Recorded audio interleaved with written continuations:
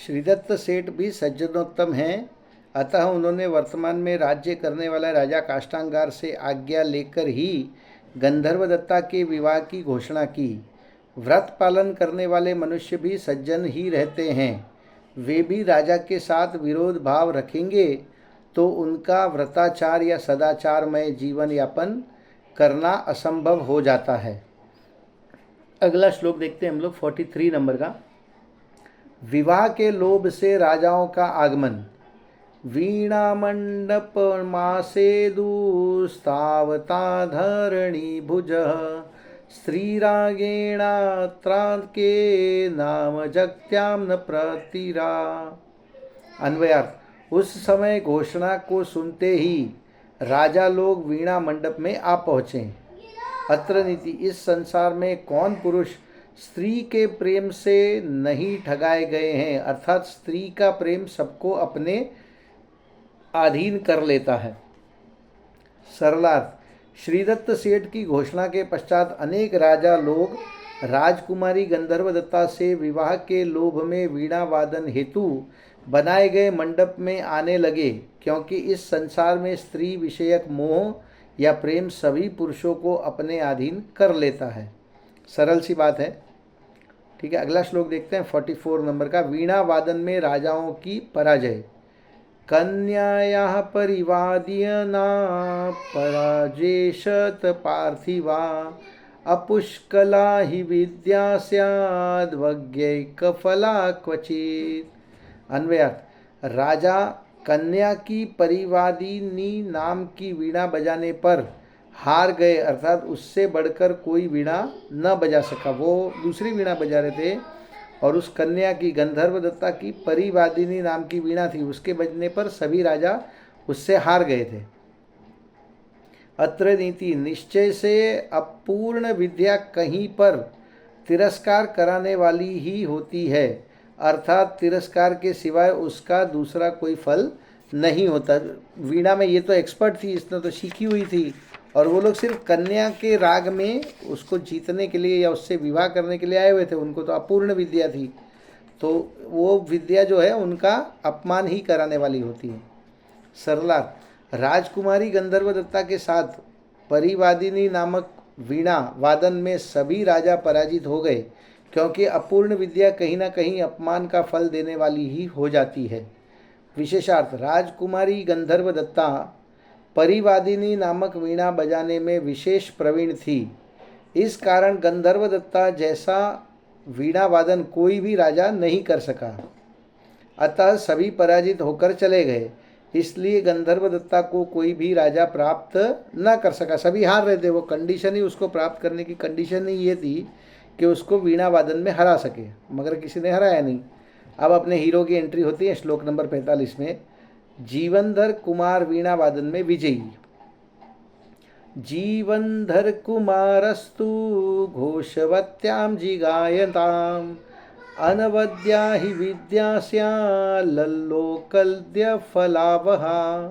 अन्वयार्थ, किंतु जीवनधर कुमार ने उस कन्या को अपनी घोषवती नाम की वीणा बजाने पर जीत लिया।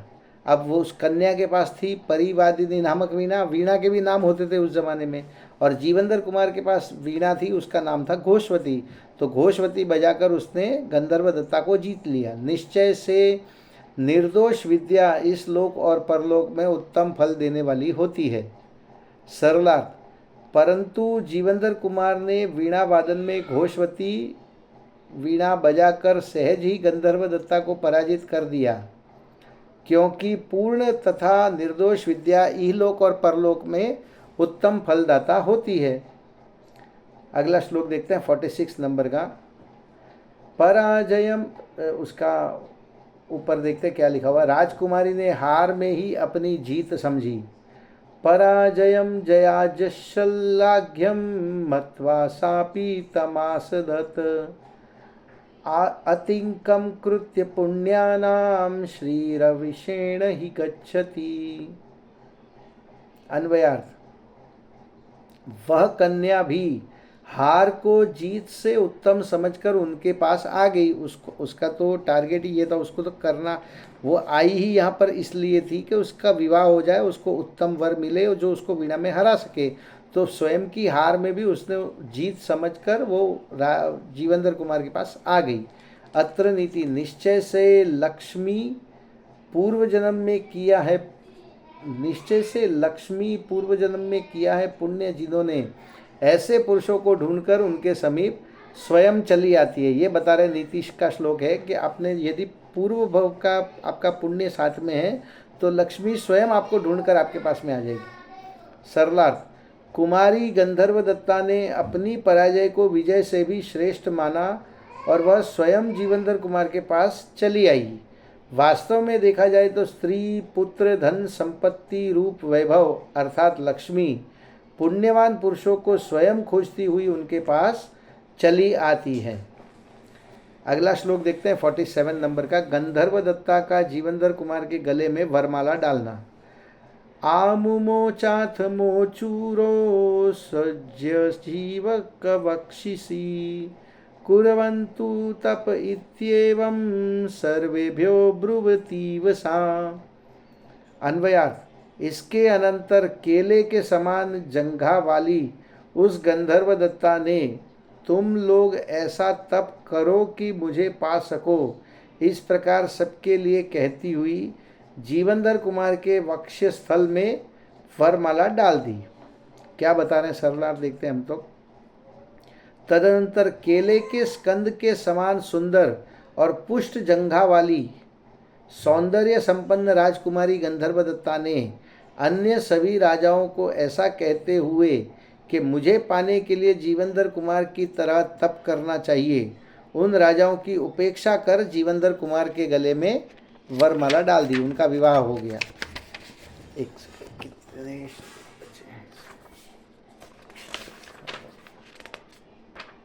ये आज हम लोग ये थर्ड लम्ब पूरा कर लेंगे लगभग।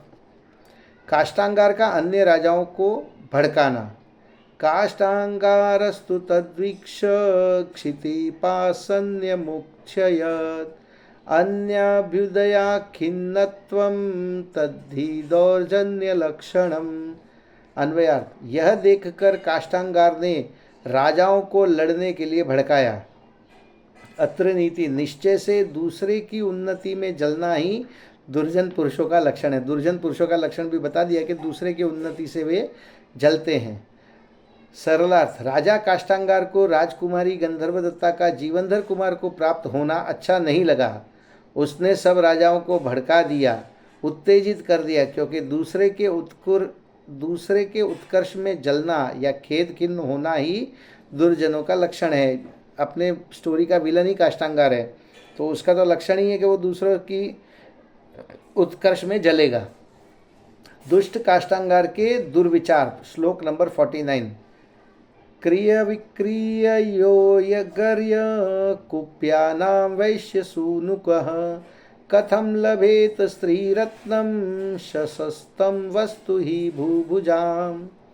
अन्वयार्थ, बर्तन जैसे तुच्छ पदार्थ को खरीदने बेचने वाला वैश्य पुत्र स्त्री रूपी रत्न को कैसे प्राप्त कर सकता है। यहाँ पे क्या हुआ कि गंधोत्कट का पुत्र है, ऐसा सबको मालूम है यहाँ पे स्टोरी में, तो उसको लग रहा है कि तो वैश्य पुत्र है जो तुच्छ बर्तनों को खरीदता और बेचता है। तो वैसे एक इंसान ने स्त्री रूपी रत्न को, तुम जैसे राजाओं को हराकर स्त्री रूपी रत्न को कैसे प्राप्त कर लिया।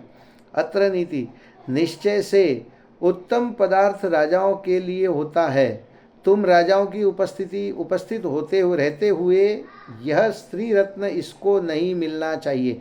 तुम इतने सारे राजा बैठे हो, राजाओं के बैठे होने पर भी यदि ये कन्या एक वैश्य पुत्र के साथ चली जाएगी तो ये सबके लिए अपमानजनक बात है। ऐसा काष्टांगार का दुर्विचार था। सरलार्थ, हीन वस्तुएं जैसे रेशम, कपास, बर्तन आदि के क्रय विक्रय में के योग्य वैश्य पुत्र जीवेंद्र कुमार गंधर्व दत्ता रूप स्त्री रत्न को कैसे पा सकता है। न इसके पास अधिकार है और न पात्रता। राज्य की सर्वोत्तम वस्तु तो राजा की ही होती है। विशेषार्थ, जीवेंद्र कुमार सत्येंद्र राजा का पुत्र राजकुमार है, इस बात का काष्ठांगार को पता ही नहीं है। अतः वह उन्हें वैश्य पुत्र ही मान रहा है और अपने को राजा। कुमारी गंधर्वदत्ता द्वारा जीवंधर कुमार को अपना पति स्वीकार करने से उसे अत्यंत दुख हुआ। अतः सभी राजाओं को युद्ध करके गंधर्वदत्ता को छीनने के लिए प्रेरित कर रहा है या उन्हें उत्तेजित कर रहा है। काष्ठांगार अपने दुष्कृत्य में सफल भी हो गया। सभी राजा, एक तो गंधर्वदत्ता ने उनको अपमानित कर दिया टॉन्ट मार के, और अब ये काष्ठांगार ने भी उनको उत्तेजित कर दिया। श्लोक नंबर 50। राजाओं से जीवंधर कुमार का युद्ध। इति संधुक्षिताश्चक्रु स्वामिना तेपि संयुगम प्रकृत्या स्याद् कृत्ये धीर्दुशिक्षायाम तु किं पुनः। अन्वयार्थ। इस प्रकार भड़काए हुए उन राजाओं ने भी जीवंधर कुमार के साथ युद्ध किया। अत्र नीति।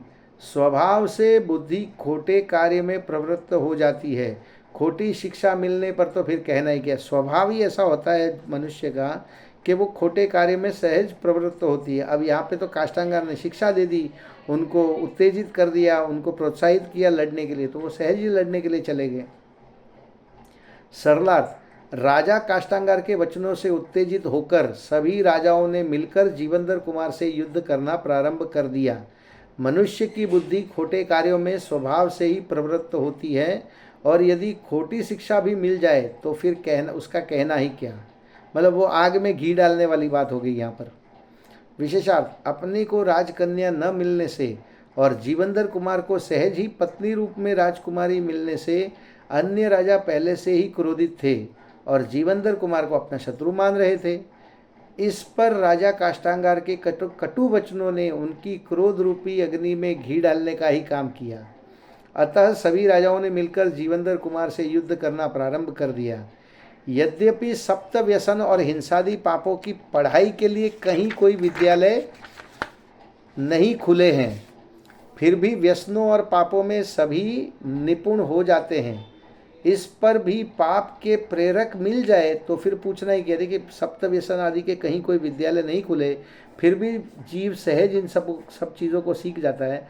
तो यदि कोई उसकी प्रेरणा दे, कोई उसका प्रोत्साहन दे, नहीं कर ये ले, सिगरेट का कश मार, या जुआ खेल, नशा करो, या और भी सप्त व्यसनों में से कोई भी खोटे कार्य करो, यदि उसके कोई प्रेरणा दे तब फिर तो उसका कहना ही क्या। सभी राजा पराजित। पराजेशत भूपास्ते धन्विनाम चक्रवर्तिनः अलंकाकसहस्त्रभ्य एकेव ही दृष्टभत। अन्वयार्थ। वे राजा धनुर्धारियों के चक्रवर्ती जीवंधर कुमार से हार गए। निश्चय से 1000 कौओं के उड़ाने के लिए एक ही पत्थर काफ़ी होता है। अब यहाँ पे उन सभी राजाओं को कौओं से तुलना कर दी और पत्थर रूपी जीवंधर कुमार से तुलना कर दी। सरलार्थ। धनुर्धारियों के चक्रवर्ती जीवंधर कुमार ने सभी राजाओं को सहजता से जीत लिया। इसमें आश्चर्य की बात ही नहीं है, क्योंकि हजारों कौवे उड़ाने के लिए एक पत्थर ही पर्याप्त होता है। आप एक पत्थर मारो और अगर कौवों का झुंड है, कबूतरों का झुंड है, तो वो सभी कबूतर एक साथ में एक पत्थर से उड़ जाएंगे। विशेषार्थ। यहाँ जीवंधर कुमार की शक्ति और शौर्य का परिचय दिया गया है। उन्हें धनुर्धारियों का चक्रवर्ती बताया गया है और उनके सामने राजाओं को कौओं की उपमा दी गई है। जैसे हजारों कौओं को उड़ाने के लिए एक पत्थर फेंकना ही पर्याप्त होता है, वैसे ही हजारों राजाओं को पराजित करने में अकेले जीवंधर कुमार ही समर्थ हैं। यह उनकी वीरता, शक्ति और शौर्य का परिचय है। श्लोक नंबर 52।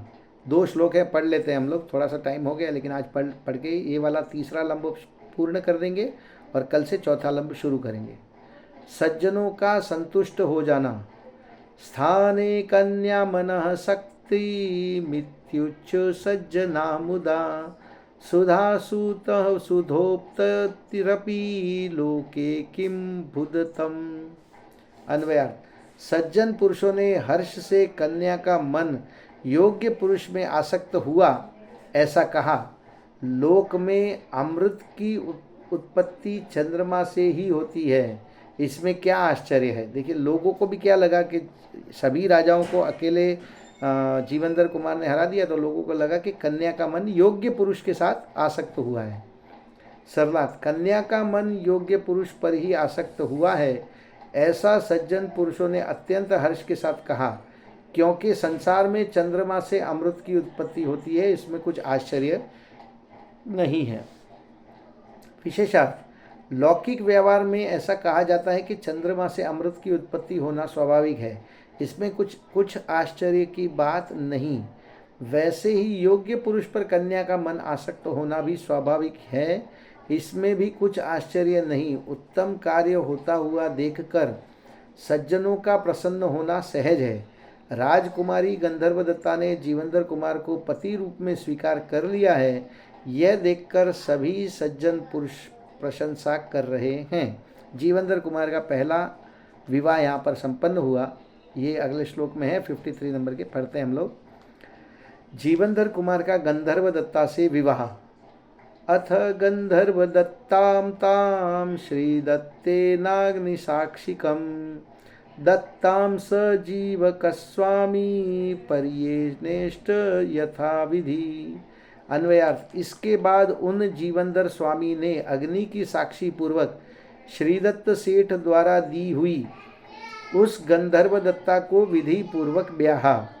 सरलार्थ, तदनंतर अग्नि की साक्षी पूर्वक श्रीदत्त सेठ ने मित्र की कन्या गंधर्वदत्ता का विवाह जीवनधर कुमार के साथ विधि पूर्वक संपन्न कराया। इति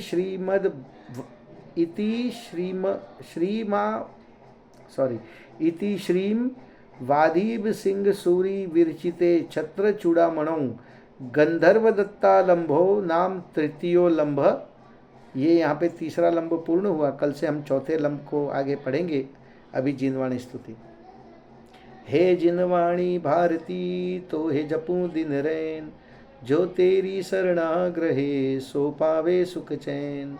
जावाणी के ज्ञान ते सूझे लोकालोक, सो वाणी मस्तक नमो सदा देत हूँ ढोक, सदा देत हूँ ढोक। जय जिनेन्द्र।